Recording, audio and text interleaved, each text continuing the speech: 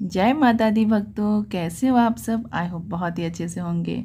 और पूजा पाठ तो बड़े मज़े से कर रहे होंगे और साथ में बहुत सारे लोगों का व्रत भी होता है और सोचते हैं कि व्रत में कैसा खाना बनाएं और वो भी बहुत ही इजी और आसानी से बन जाए, क्योंकि ज़्यादा तामझाम करने का व्रत में मन नहीं करता है, क्योंकि घर के लिए लोगों का भी खाना बनाना होता है।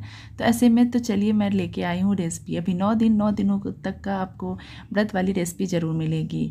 तो मेरे चैनल को सब्सक्राइब कर लें, लाइक करें, कमेंट करें और ज़्यादा से ज़्यादा शेयर करें। तो ठीक है, चलिए हम बनाना स्टार्ट करते हैं। तो सबसे पहले मैंने पालक को चुन के धो के रख लेती हूँ। मैं फ्रीज़ में पहले से रखती हूँ ये सब चीज़ें, जो बस अब क्विक बनाए स्टार्ट करें। तो फिर मैंने पालक को वही ले ली हूँ और उसे कट कर लूँगी। बहुत ज़्यादा फाइन चॉप नहीं करनी है और ना बहुत मोटी सी रखनी है, बस जैसे मैं दिखा रही हूँ ना बिल्कुल उसी तरह से कट करनी है, क्योंकि पालक बहुत जल्दी गलने लगती है, इसलिए उसे बहुत ज़्यादा फाइन चॉप नहीं करना है। तो जिसको जितना मैंने काटा है ना बिल्कुल उस तरह से काट लीजिए। उसमें डाल दूँगी सेंधा नमक, जो होता है ना वो व्रत में खाने वाला नमक, वो मैंने 1 चम्मच डाल दी हूँ। और उसमें डाल देती हूँ सिंघाड़े का आटा। आपके पास जो व्रत वाला आटा हो तो कुट्टू का आटा भी डाल सकते हैं। बाकी और कौन सा राजवाड़ी आटा कौन सा होता है पता नहीं, वो भी डाल सकते हैं। तो वो डाल दीजिए और मैंने उसे 8 से 10 चम्मच बिल्कुल डाल दी और नमक डाली हूँ। उसमें अजवाइन और कलौंजी वगैरह पता नहीं, व्रत में कोई लोग कहते नहीं खाना चाहिए, तो इसलिए मैं नहीं डाली हूँ कुछ भी। तो आप चाहे खाते हैं तो डाल सकते हैं बस उसमें, और कोई नहीं है। जीरा डाल सकते हैं आप बिल्कुल इसमें। तो फिर उसमें पानी नहीं डालना है, क्योंकि पालक नमक के साथ अपने आप ही पानी छोड़ेगी। तो उसको मैंने हाथ से मिक्स कर दी हूँ और उसमें डाल देती हूँ लाल मिर्च का पाउडर होता है ना, कश्मीरी लाल मिर्च, वो मैं डाल दी हूँ। और उसमें डाल देती हूँ भुने जीरे का पाउडर। वो दोनों चीज़ डाल दी हूँ। आप इसमें ग्रीन चिली और अदरक भी ऐड कर सकते हैं, मैं वो भी नहीं डाल रही, मिर्ची नहीं ऐड करती। तो फिर मैं वो डाल दी हूँ और डालने के बाद उसको एक बार और हल्के से मिक्स कर दी हूँ। मिक्स करने के बाद अपने हाथ पे ले ले और उसके हाथ पर एक टिक्की का शेप दे दे, पकौड़ी का लगभग। नहीं तो आप गोल गोल जो बड़ी बनाते हैं ना पकौड़ी, जो कढ़ी में डालने वाला, उस तरह से भी आप बना सकते हैं। और जो सनफ्लावर ऑयल होता है ना, वो फ्लावर से बनी होती है, वो ऑयल यूज़ कर सकते हैं आप खाने में, व्रत के खाने में। या आप घी यूज़ कर सकते हैं। अगर घी नहीं पसंद हो, सनफ्लावर ऑयल पसंद कर सकते हैं, आपकी जैसी इच्छा हो। तो घी या तेल अब कुछ गर्म कर लें और उसमें मस्टर्ड ऑयल कहते नहीं खाना चाहिए, जो भी आप जैसे खाते हो वो तेल यूज़ कर लें। उसके बाद वो पकौड़ी डाल करके एक बार पलट दें। पलटने के बाद दूसरी तरफ भी जब ऐसे दिख रहा है ना सामने से आपको ब्राउन जैसी होने लगी, बिल्कुल क्रंची जैसा, तो दूसरी तरफ भी सेम वैसे कलर आने दें। ऐसे दोनों तरफ पलट करके अच्छे से पूरी क्रंची हो जाए। बहुत ज़्यादा इसको नहीं जलाना, नहीं तो आपको ये जो साग के पकौड़े होते हैं ज़्यादा फ्राई करने के बाद वो अच्छे नहीं लगते। तो बिल्कुल इस तरह से आप फ्राई कर लें। तो उसके बाद मैं क्या करूँगी, उसी तेल में मैं क्या करती हूँ, जो आटे हैं ना, वो जो अभी सिंघाड़े का आटा मैं दिखाई थी, उसे गर्म पानी थोड़ा थोड़ा डाल करके मैंने एकदम सॉफ्ट डो सी रेडी कर ली हूँ। और मैं लगभग क्या करती हूँ, जो उसे बना करके पहले ही रख लेती हूँ वो ढक करके। तो मैंने आटे को बिल्कुल ढक कर बना ली हूँ। और बना करके उसे क्या करूँगी, 4 छोटी छोटी लोई मैंने बना ली है और उसे हाथ से ऐसे अलट पलट के एक पतले से पूड़िया जैसा बना लें। अगर आपको इस तरह नहीं हो रहा है ना, तो आप क्या करें, चकला ले लें और बेलन जिस पे रोटियां बनाते हो बिल्कुल वो ले लें और उस पर ऑयल या घी लगा लें। और लगाने के बाद उसे हल्के हल्के एकदम हल्के हाथों से उसे रोल कर लें। तो बहुत आसानी से 1 या 2 बार इसे बनाने से बिल्कुल बन जाती है, बहुत जल्दी ये फैलती है। तो देखिए बिल्कुल मैंने इस तरह से बना लिया। और बहुत ज़्यादा पतली ना करें, नहीं तो ये फूलेगी नहीं। तो वैसे भी बहुत कम ये फूलती है, एकदम आटे की तरह बिल्कुल नहीं फूलेगी आपका, तो थोड़ा कम ही फुलाएं उसको।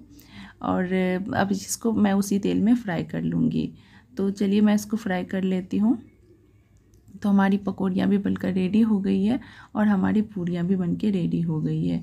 दोनों को अच्छे से सेक लें दोनों तरफ से, जो बिल्कुल कलर इसका ब्राउन हो जाए, डार्क ब्राउन, क्योंकि ये रोटी आटे वाली तो नहीं है, तो बिल्कुल डार्क ब्राउन हो उस तरह से कर सकते हैं। और अब आप आटे में जैसे कलौंजी या अजवाइन कुछ खाना पसंद करते हैं तो वो भी डाल सकते हैं। मैं बिल्कुल थोड़ा सा नमक और गर्म पानी में ही बनाई हूँ, क्योंकि मैं इसमें कुछ भी ऐड नहीं कर रही हूँ। हल्के हल्के हाथों से दबाते हुए उसे सेक ले दोनों तरफ से, जो अंदर कच्ची नहीं रहनी चाहिए। तो बिल्कुल देखिए हमारा पेरू भी रेडी हो गया है। तो अब मैं पूड़ियाँ देखिए बिल्कुल तल गई है, दोनों तरफ से सिक गई है। तो अब मैं इसे निकाल लेती हूँ। निकाल लिए। देखिए अब हमारी दोनों चीज़ें बन गई हैं। अब मैं क्या करूँगी, इसी पैन में से तेल थोड़ा कम कर दूँगी और उसमें डाल दूँगी जीरा 1 चम्मच और उसमें डाल देती हूँ बॉयल। 4 आलू मैंने बॉयल बड़े बड़े टुकड़े में हाथ से क्रश करके डाल रही हूँ, क्योंकि इससे बहुत अच्छी सब्ज़ी बनती है आलू की। नहीं तो आप कट करके भी डाल सकते हैं। तो फिर मैं ऐसे क्या करती हूँ, हाथ से ही इसे मोटे मोटे क्रश कर लेती हूँ, जिससे छोटे तो कुछ टुकड़े भी हो जाते हैं और ये दोनों मिलके बहुत अच्छी सब्जियाँ बन जाती है। तो इसे मैंने हाथ से कट कर ली हूँ और उसे मतलब क्रश कर ली हूँ और उसमें डाल देती हूँ हल्दी का पाउडर, कश्मीरी मिर्च पाउडर, थोड़ा सा भुने जीरे का पाउडर डाल देती हूँ और कसूरी मेथी जो होते हैं ये थोड़ा ज़्यादा डाल देती हूँ। किसी आलू में बहुत अच्छी इसकी खुशबू आती है, टेस्ट भी बहुत अच्छी आती है, इसलिए मैंने इसे थोड़ा सा ज़्यादा डाल दी हूँ। और डालने के बाद उसे मैं अच्छे से भून लूँगी। ये थोड़ा जब मसाला भूनते हैं उस टाइम में फ्लेम को थोड़ा सा लो कर दें, जिससे मसाले बहुत अच्छे से भुनेंगे और जलेंगे नहीं। फिर मैं डाल देती हूँ सेंधा नमक और उसे डालने के बाद फिर से अच्छे से भून लूँगी। सारे जब भून जाएंगे तो खुशबू बहुत अच्छी आएगी। आप इस टाइम में भी इसको रख सकते हैं इस तरह से, अगर ड्राई आपको खाना पसंद है तो। मैं इसमें थोड़ा सा ग्रेवी ऐड कर देती हूँ। तो मैंने कल की सब्ज़ी सूखी वाली बनाई थी, आज मैं थोड़ी ग्रेवी वाली आपको दिखा रही हूँ, इसलिए मैं इसमें 1.5 कप पानी डाल दे रही हूँ। और पानी डालने के बाद सारी चीज़ों को अच्छे से मिक्स कर लूँगी और मिक्स करने के बाद इसे लो फ्लेम पर थोड़ी देर पकने दूँगी, जिसमें क्या होगा, आलू और ग्रेवी बहुत अच्छे बन के रेडी हो जाएगी, मसाले भी पक जाएंगे। जब तक वो थोड़ी पक रहे हैं तब तक चलिए मैं कुछ मीठे की तैयारी कर लेती हूँ, जिसमें मैंने डाल ली हूँ चीनी मिक्सी जार में। मुझे चीनी तो बस 2 चम्मच चाहिए, बस मैंने इसे पाउडर बना के रख ली हूँ और क्योंकि आसानी होती है कोई भी रेसिपी में डालने के लिए। तो फिर मैं इसे पाउडर बना के रख लेती हूँ साइड में और उसी मिक्सी जार में मैं डाल देती हूँ रोस्टेड मखाना। मैं रोस्टेड मखाना इसे रोस्ट करके रखी हूँ, थोड़ा सा घी डाल करके लो फ्लेम पर आप इसे रोस्ट कर सकते हैं। तो ये मैं हमेशा ही रखती हूँ डब्बे में, तो वो मैं डाल देती हूँ और इसे भी मैं मिक्सी जार में पाउडर बना लूँगी। तो देखिए इसका भी पाउडर बन गया है।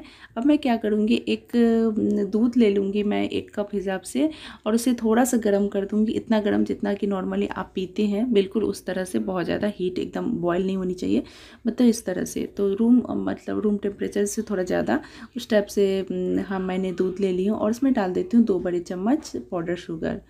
और उसके बाद डाल दूँगी मैं 4 से 5 बड़े चम्मच वही जो मैंने मखाने को बना रखी हूँ पाउडर, ये दे दूँगी, क्योंकि ऑलरेडी ये घी के साथ भुना हुआ तो कच्चे की फ्लेवर बिल्कुल इसमें नहीं आती है और बहुत ज़्यादा क्विक रेसिपी बन के रेडी हो जाती है। ये खीर आपका बहुत अच्छा बन जाता है, इसे कुछ भी करने की ज़रूरत नहीं पड़ती है। उसे डालने के बाद अच्छे से मिक्स करें और आप जैसे जैसे मिक्स करेंगे मखाना ना दूध एब्जॉर्ब कर लेगी और वो गाढ़ी हो जाएगी।